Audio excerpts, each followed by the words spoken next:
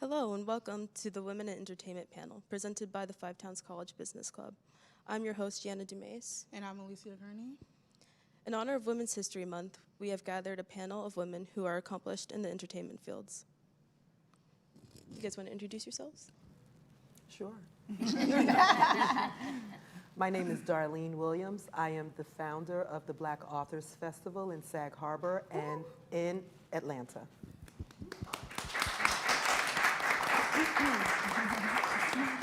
Hi, everyone. I'm Jazz Woods. I am the founder of Honey Blush, which is a lifestyle and wellness brand dedicated to making life sweeter for everybody. I am also an independent contractor with businesses like Rough Riders Entertainment and Universal Music Group, and I'm so excited to be up here with these powerful women today.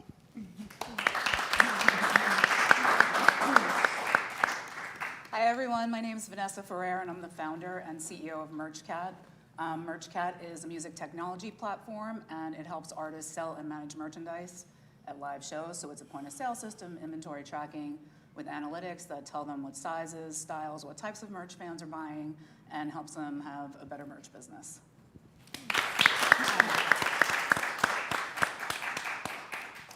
I'm Debbie Markowitz. I'm a writer, director, producer. My company is Intention Films and Media.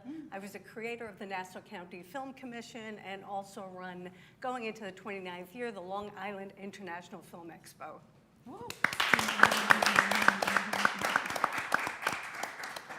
Hello, everyone. My name is Ajada Rains, founder of Ajada Rains, independent artist, international independent artist, and music artist. And yeah, it's an honor to be on this business panel, and I'm also an alumni of Five Towns College.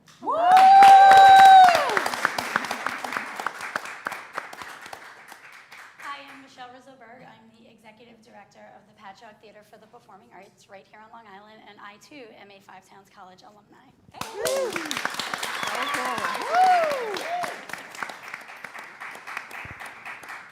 Okay, so first off, I would like to thank all you guys for coming. I reached out personally to all you guys. I find that you all have different things that I love about you guys, and I just want to learn more about it. So first off, as women in business in general, what's the first thing that you learned off the bat about being like in a male-dominated industry? Could have started off strong, you know? I can answer. Well, I didn't originally start in the music industry, so I came from the world of commercial real estate, finance, and investment, which was heavily male-dominated. I kind of left my segue into music, which I had always wanted to do, came because I felt like I was not being recognized for my accomplishments, and I had the idea for MerchCat, and that's when I left. But coming in to music, I kind of brought with me the idea of, I know it's a male-dominated industry, but I'm ignoring that. And I'm just gonna let my strengths and my assets lead the way and like not let that be a blocker for me. I love that. I love that. I think for myself, if I could be fully transparent, I think because I see myself as such a woman of hip hop, you know, and I was a child of hip hop that's grown into a woman, that I didn't really understand or process that it was male dominated because the men in my family around me championed me to be a woman in hip hop, whether if it was like my stepfather or my brothers or, you know, amazing peers like Eli that's in the room today. So it was always hard for me to process that it was a male dominated until I got to experience it. Now, when I started experiencing that it was male dominated, rather if that's someone mansplaining and I'm not even understanding what mansplaining is, or someone gaslighting and I didn't even know what gaslighting was, you know, I think that's when it started, you know, I would call my stepfather or my father and ask these questions and they're just like, yeah, this is what we prepared you for. I wasn't understanding it at the time though. So I say all that to say, to answer the question, I actually embrace strongly being a woman and having feminine energy in male spaces. I honor it, I love it because I feel like it only, you know, like makes the room a bit more brighter. That's not to say, you know, like the male dominated space is, you know, completely dark because there are some lights out there in some of you guys. But I think experience allowed me to have the tools and the skills and the language to navigate what I didn't know I was navigating, if that makes sense. So I understood that it was male dominated, but it wasn't until I experienced it that I got to kind of comprehend it, but I didn't let that dim my light to what she was saying, if that makes sense. I think if you create the work and you create the jobs, you own it. So I can't say that I haven't come across it because I've literally been in a room as film commissioner with 3 male other commissioners literally talking around me. And one actually asking me the questions to answer the other. And I'm looking at them like, is this really happening? But when you own it and you bring the money in and you're doing the job, you know, they can try and push you aside, but eventually you're going to end up at the top if you know what you're doing. If you make your own job as a director, if you're bringing the own money and whatever, people have to come to you, and then everything changes. So it's how you see yourself and how you do the job. Yeah, and I think also to piggyback off of a little bit what Jazz said is like, you know, when you have woman energy, there's a way that you can navigate that men can't navigate, right? And it doesn't mean sex kitten or anything like that, but there's just a power that we have as women that if you understand your power as a woman and you tap into it, then you won't get caught up in certain things. Because you bring, you know, confidence comes with preparation. Yes, I love that. And too, just to piggyback off that as well, one of the reasons why I founded Honey Blush, which is a wellness line for those that, you know, like to engage in wellness activities, as you will. When I would walk in smoke shops, the accessories for, you know, like smoking essentials was very male dominated. And I'm a girl who, you know, loves her CBD every now and then. So where are the pink accessories and, you know, all these different things? So I think, again, like it takes being able to see yourself and not let the surface level blind you to those steps of greatness.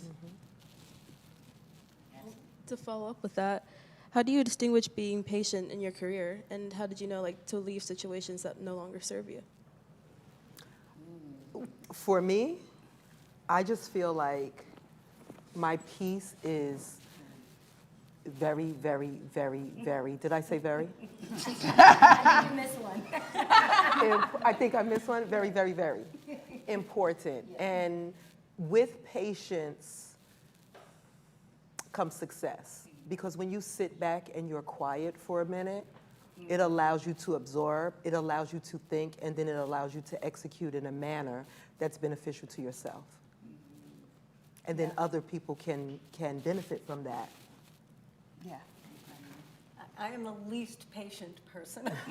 I know when it comes to work, but if you don't have patience when you need it, it will put you in your place. And we came off of, my business partner is out there somewhere. We came off of literally 14 months of working on, I think it was 7 different films, 2 features, shorts, a pilot. People had hired us for our own projects. And while it was great 3/4 of the way through, the end of it was just like another frickin' day, you know? And that's not how you want to feel about the thing you love. Yeah.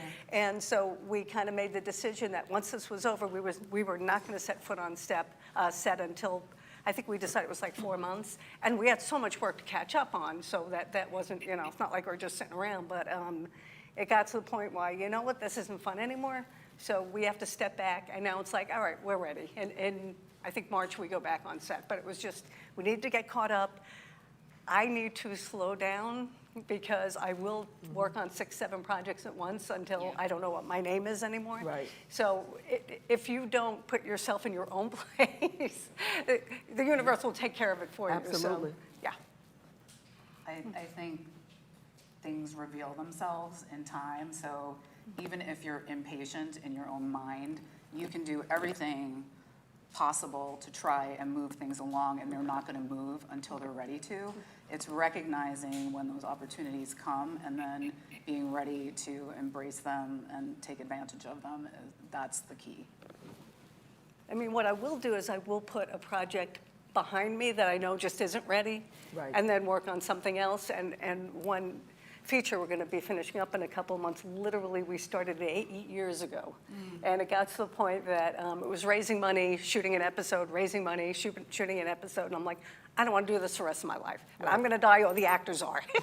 So we just decided we'll recut it. I've got some really good advice from one of the executive producers of Grace and Frankie and whatever. And they said, cut it into a feature, finish it off.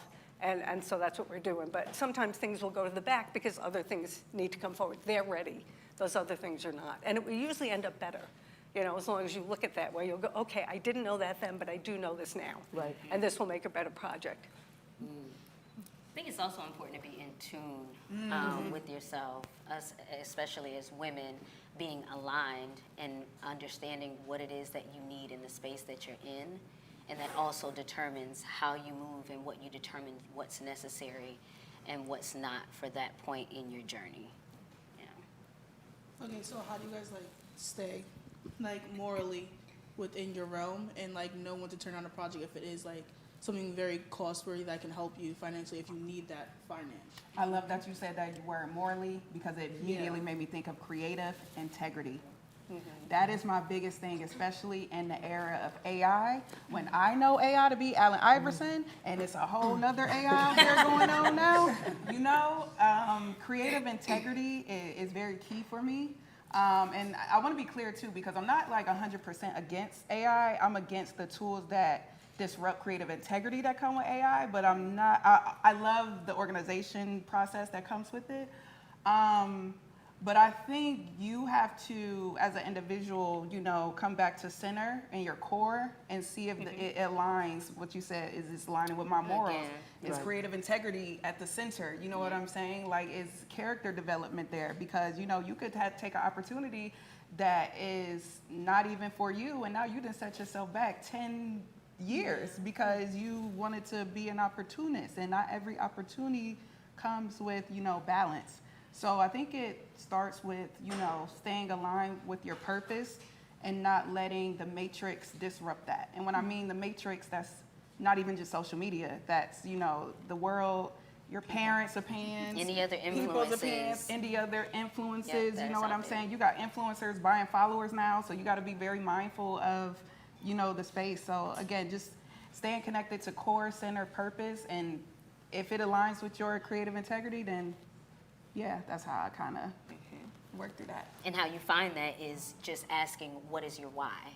Essentially, what is your why? Why are you doing this? And does that align with what is, you know, being presented to you in that time? Yeah. Have you ever had to unlearn industry advice that were given to you? Unlearn, you said? Unlearn. Oh. Yeah, I've learned not to be volatile. You know, the industry I'm in the live concert production business, and there are times where I'm dealing with people who have multitude personalities, from agents to tour managers, and some are not pleasant. And you start to think that that's how you're supposed to be. Yep. So you have to realize, like, this is not who I am, and I should behave the way these people are. But it is. Sometimes it can be volatile. I love that you brought that up too, because for me as someone who is, you know, I'm so passionate about what I do, sometimes that passion, you know, someone will project that it's the angry black girl on set. And it's not the angry black girl on set. It's the passionate black girl on set, and it's the girl that cares the most on set. I get the You can have emotional this, woman. yeah, you can, or being emotional, you know what I'm saying? And it's like 9 times out of 10, you know, like, there's a guy out there that's actually the one that's emotional, but, you know, we get perceived Deemed as emotional, you know what I'm saying? And then when you add other layers to it, you know, I'm always just mindful of, you know, sometimes I'm perceived, but I think the older I'm getting more just confident and more rooted and anchored in the fact that, like, no, this is me, and you're going to accept it, or I don't have to be in this room. I can go build a table and bring other women and men to do that. So yeah, I hope that answers the question. I had to unlearn that as you ascend, everyone is not going to like you. Yes. I had to unlearn that you can just show up and people are not going to like you. Yep. It's not going to matter what color you have on, what color you are. your hair, your whatever it is, they are committed to not liking you. And they have no problems telling other people that they don't like you. They don't know why. And your success frightens them. And you have to be okay with that. Yeah, you have to know that you might work with people you're friendly with, but if they can't bring it, then they have to go. Right. Yeah. And Right. you try to, I mean, everybody can have a bad day, everybody can have whatever. Right. And if, then you talk to them, but, I've had people I've had to speak to over the last few years that I've worked with for years and go, is something going on? Because Right. you don't have to kiss my feet, you don't have, but if you're in the job, you have to care about the job. You gotta care. Right. You gotta And care. if you don't care, it shows. And we just had a thing with, I had to basically just cut off 3 people because I kept trying to bring them in just because we had been friends. And it's just, all right, they're just not into me anymore. Yep. And that's okay. Yep. Right. You go do your thing over there, I'll do my thing over Right. here. That's real. Because business is business. Yeah, no, yeah. Let me hear how you said up. Yeah, yeah. You do your thing, I'm I'll be waving, Right, because you know what? If you are disruptive like that, then your thing is low vibrational. Yes, yes. Right? Because we don't have to like each other, but if we respect each Yeah. other and we see the bigger goal, that's really what the mission is.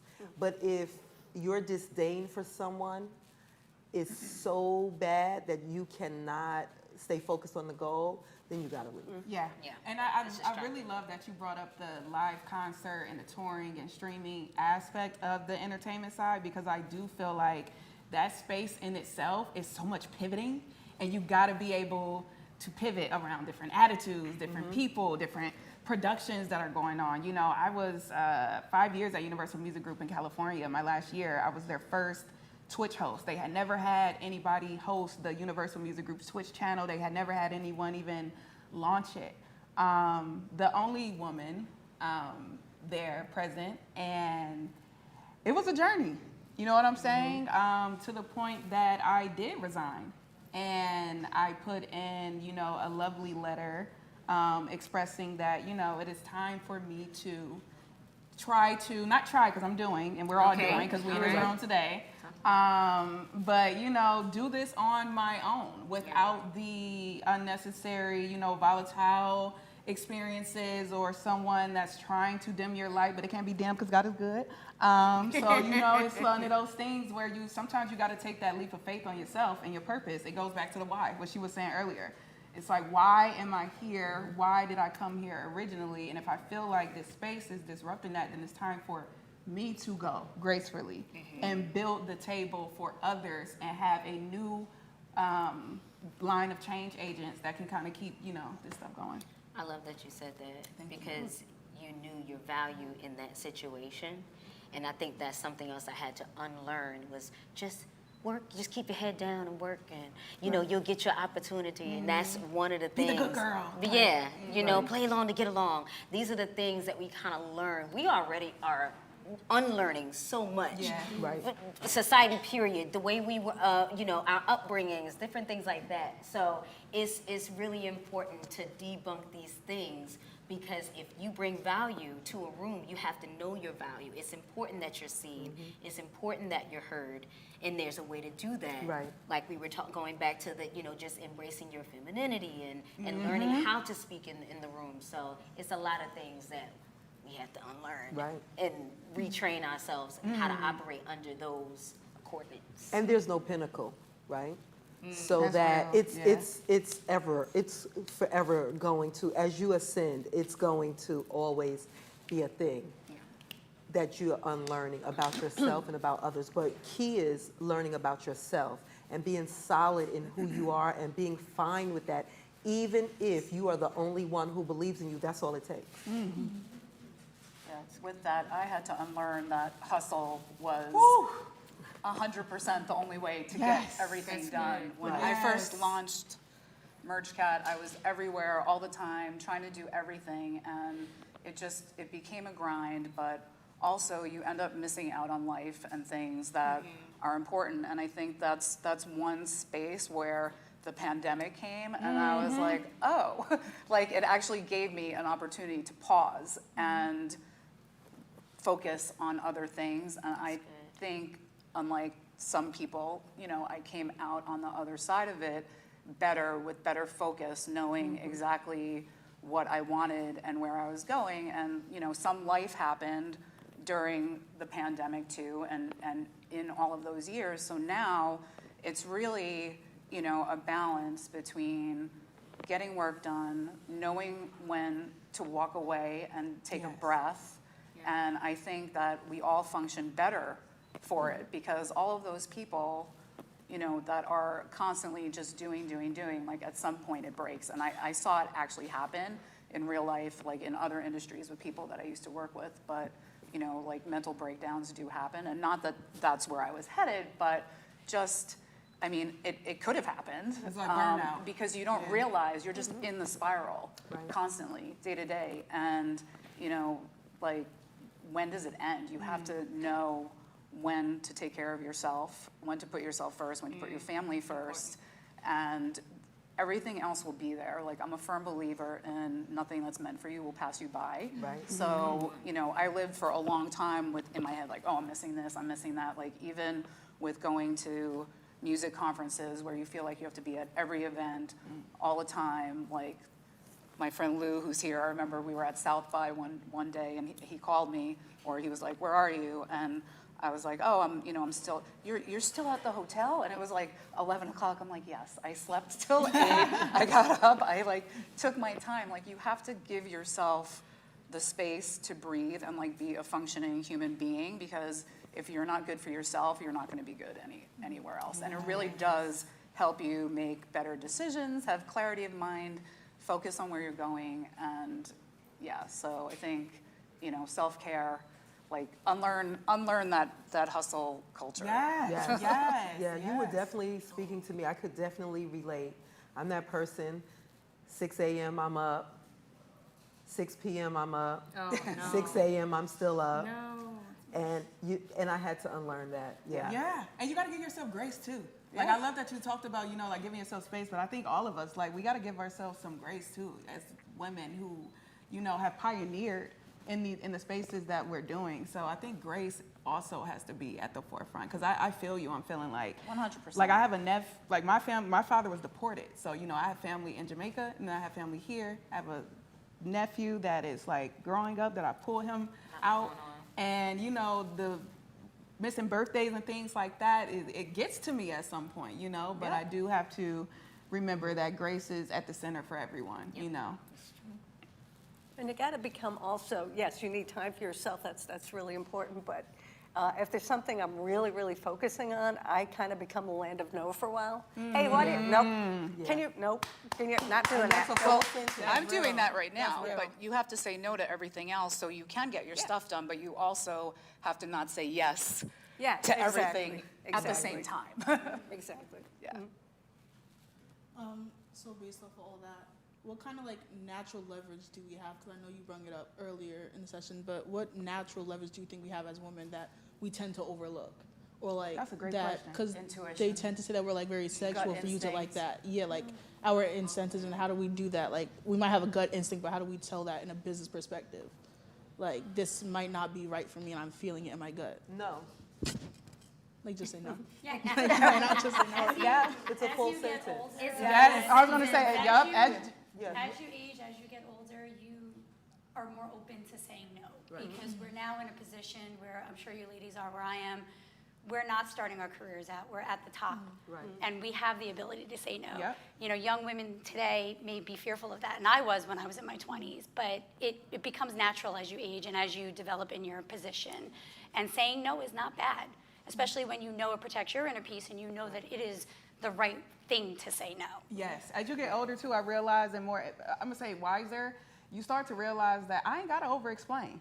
It is what it is. Yes. You know what I'm Sometimes saying? not even Sometimes, explain. you know, like I don't. Take out the over. Yeah. No explanation, because in my mind, it's clear. And if I'm at the forefront of this, that's who it needs to be clear to. So if it's clear to me, I'm going to say no. And guess what? You know what no means.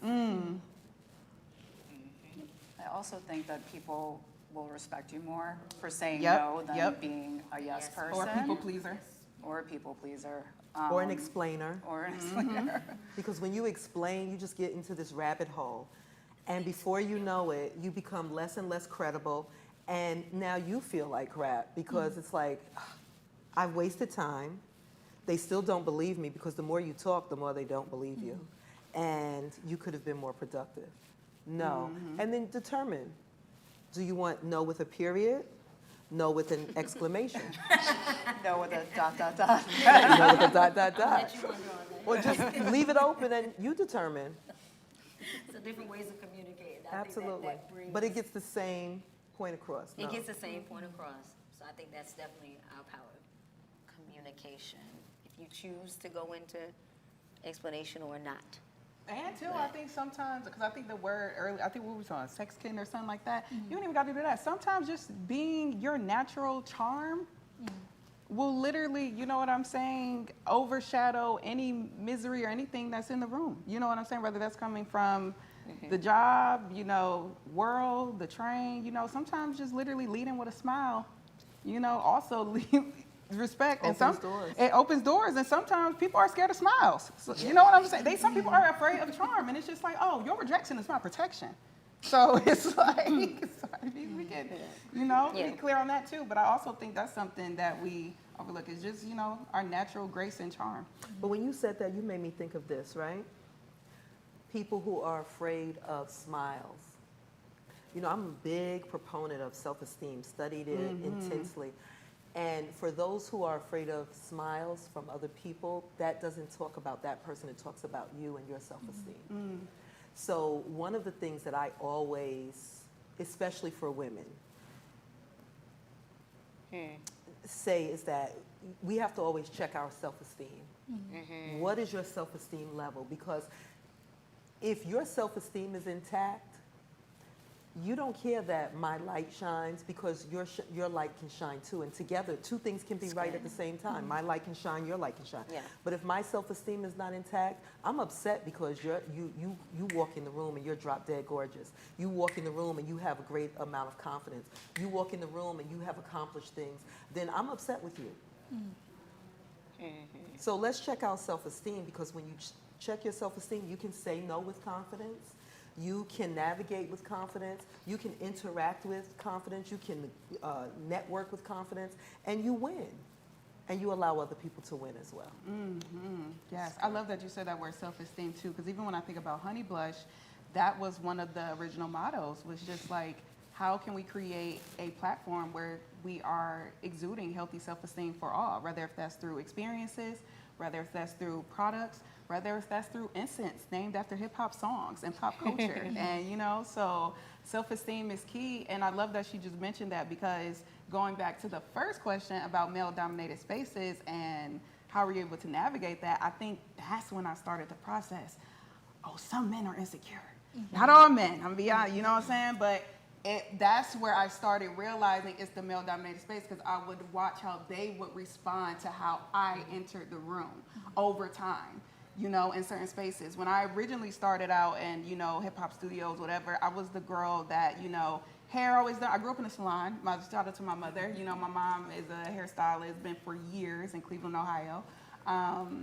But, you know, I've always been a hair girl, you know, but there were times where I was in the studio and I'm like, okay, I'm gonna be around a bunch of boys. I wanna be one of the guys. I got on baggy pants, hoodie. That's not me.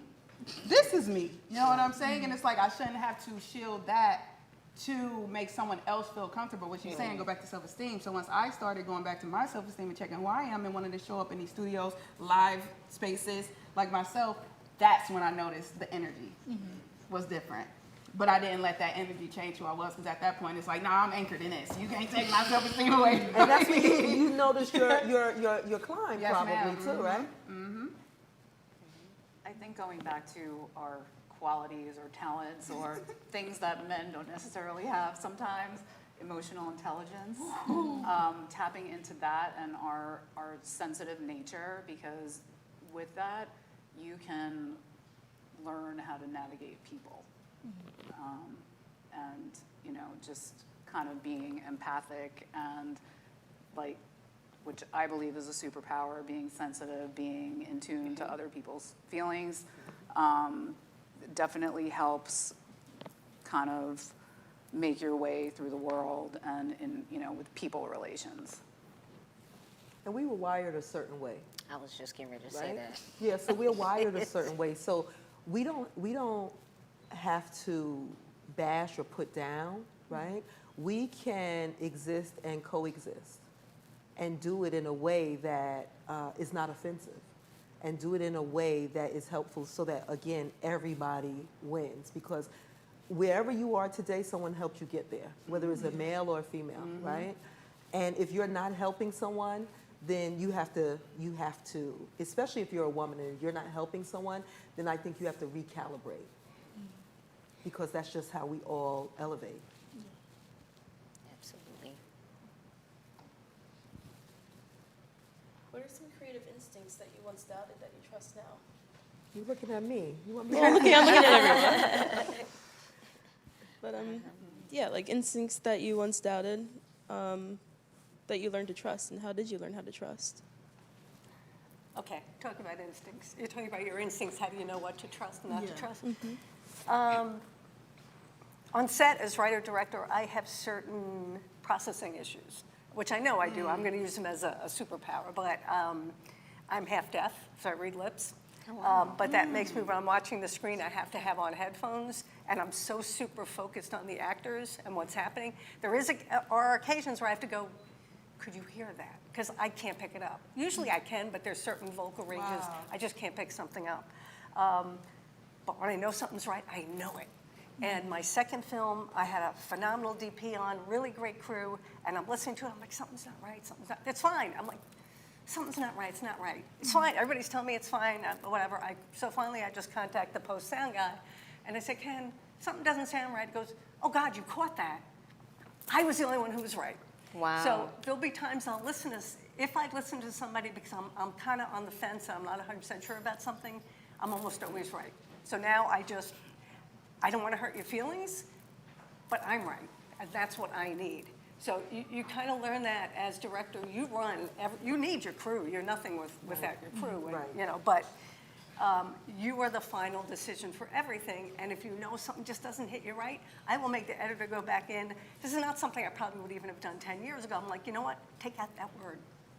Just take it out. I don't care if it's going to take you an hour to take out that word. It bothers me, and I'm almost always right. So you feel it. It's just, you have to believe it and know that you'll never be happy with it if you don't do what needs to be done. Yeah, because I'm sure if you go back later and you don't take it out and then it's too late and you're like, it's I like knew that I thorn. should've. And it may not bother anyone else, but it's going to bother me forever. Because you knew. And I feel like it feels weird at first trusting yourself when you're first, I guess, maybe in the earlier stages of, creating and moving in a space where you're creating things, from a thought to a vision, and you're bringing it, now it's tangible. Sometimes it can feel weird trusting yourself in these creative spaces, but as you do it more and more, which is why it's important for us to be consistent and, just settle in and trusting ourselves and what we were talking about earlier, that intuition, it gets easier and you learn to trust that voice the more you do it. Oh, I love And that it you said that, becomes yeah. a familiar voice and not like that thing in the back of your head. Is that right? Or Yeah, like is it bring not it right? I don't know, inside. I'm Yeah, not sure. yeah. But you feel it. If something is not right, you're gonna feel it, whether it's in creation or whether, your kids are leaving the house and you're like, okay, no, this is not right. I love that you just said that too, because although I'm not a mother yet, Me too. But I know, I really pride myself on, and I think some of you from the last panel recognize my title was nurturer. And I've been leading with being a nurturer more because in any project experience I do, I'm realizing that being anchored in my ability to nurture is where I stand firm the most. And I've been able to trust that instinct. And since I've been pouring more into the aspect of nurturing, I feel like I've gotten a little bit more sharper at my skills when it pertains to being a business owner or being a mentor, because I am someone that interns have trusted over the last 10 years. I've hired interns, I've made sure interns have gotten job placements and things like that. And I look at some of my interns now, some of them have surpassed me, and it's amazing because it's supposed to be like that. Some of them are professors, some of them are, you know, literally doing exactly what they told me they said they wanted to do. They said they wanted to work with J. Cole. They are literally J. Cole's executive assistant right now. So I say all that to say, being anchored and nurturing is something that I'm really blessed to recognize and be able to take part in. Also, most of us, also your core circle. You know, you all have heard, show me your friends, I'll tell you who you are. That is so true. Because what happens is, you know, all of this stuff that we've said thus far, one of the biggest person, I should say, that will get in your way is you. Yes. Because I can say whatever to you, you can leave and never see me again. But wherever you are, wherever you go, that's where you are. And whatever's in your head, whatever that self-talk is, you know, people say, oh, you shouldn't talk to yourself. Yes, you should. Yes, you should. Yes, You should be the first person to talk to yourself. and respond. And respond. Like Issa Rae in the mirror, like. Absolutely. And you should say, you know what, I am worthy, I am smart, I am beautiful, I'm dope, I'm whatever it is that you want it to be, you should say that to yourself first. Because if you don't define yourself, other people will, and they will be so wrong. Yes. And they will be so biased. Projections. So get in your head. You know that you can't control what comes in your head, but you can control what you do with what comes in your head. And make it a practice to affirm yourself. And you can do that also by honing your craft. No one should know your craft better than you.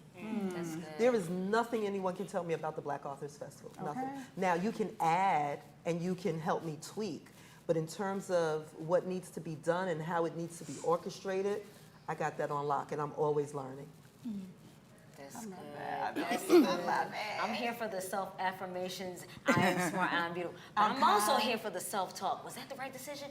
Yeah, that was the right decision. Should I have said that? Yeah, you said it just right. You didn't overdo it. Even though they didn't like it. I'm here for Right, it. 'cause Even that's the though point. it You made brought that them up earlier. uncomfortable. Yup, even You though. know, something else we have to unlearn. right. You know, Yeah. that everybody always has to be Atmosphere shifter. comfortable. Atmosphere Yeah. shifter. Yeah. Because don't invite me if you want half of me, because I'm bringing all of me. Okay. All of Darlene is showing up. You might like it, you might not like it, and that's fine with Darlene. But all of me is showing up. If you don't want all of Darlene, don't invite me. Okay. From the cookout to the gala and everything in between, don't invite me if you don't want the whole Darlene. You gotta be the flow, not go with the flow. I like to say be the thermostat. Be the thermostat. You set your own temperature. You can change, shift this. You can shift the Absolutely. atmosphere. Yes. Okay, so we were talking about like your core people and your groups in terms of that, right? So I'm a part of multiple groups at the college. Like I do business club, like I do a lot of other things, but I'm also trying to venture into my own things. But I always wanted to be management and social media and stuff like that. So okay. So with that, how do you know the people to take with you and to drop? Because that was a big thing for me, especially being a woman and being the top of the business industry in places. Like, how do I know when to drop them? Like, even if they are your closest friends. Sometimes Like- you don't even gotta drop them. Everybody can't come. Yeah. Sometimes they gonna fall by the wayside. But you Don't can't go chasing 'em. You can't lose the direction or the plot. You gotta stay committed to the direction and the plot.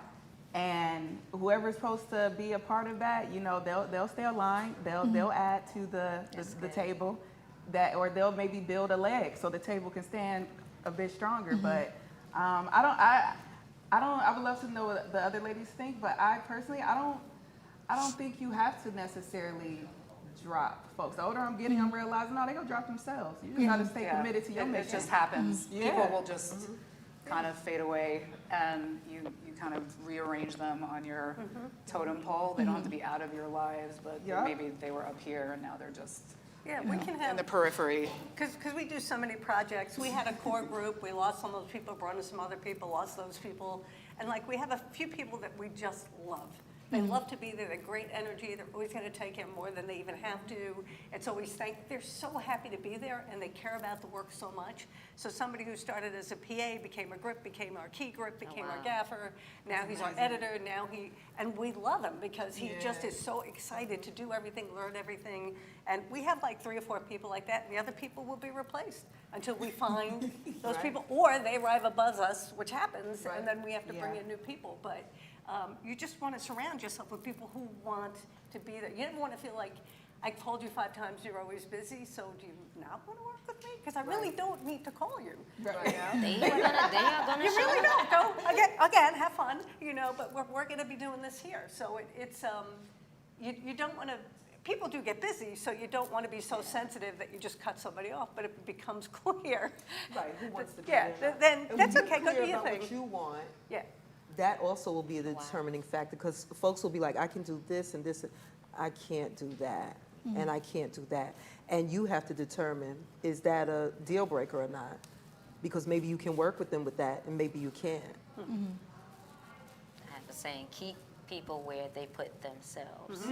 They will most certainly show up, even if they're acting just to keep up with you, because they like the likes of you. They like what you're doing. They like what you're about, right? So some people would literally act, literally imposter syndrome, like act as if shadow, you mirror you, but they will reveal themselves. So keep people where they put themselves once they do reveal themselves. This relationship is built on, this industry is built on relationships. I'm big on relationships. Yeah. I've had some very solid relationships come up when I've come up in this industry. One is in this room, 2 are in this room actually, but at some point there are people that come up with you that no longer serve a purpose for you. So as it's been mentioned, they will drop off. But it is important to try to stay aligned with the people that are there to support you, who are going to build you up, as well as for you with them. And it's very crucial. I cannot stress more how important relationships are in the entertainment industry. Yeah, it's so real. And even, I got to shout out someone else. There's been all this talk about 2016 and 2026 is 10 years. You know what I'm saying? I'm literally in this room because of a 10-year relationship, because of someone like Eli. I was an intern at Hot 97 when I met this young man.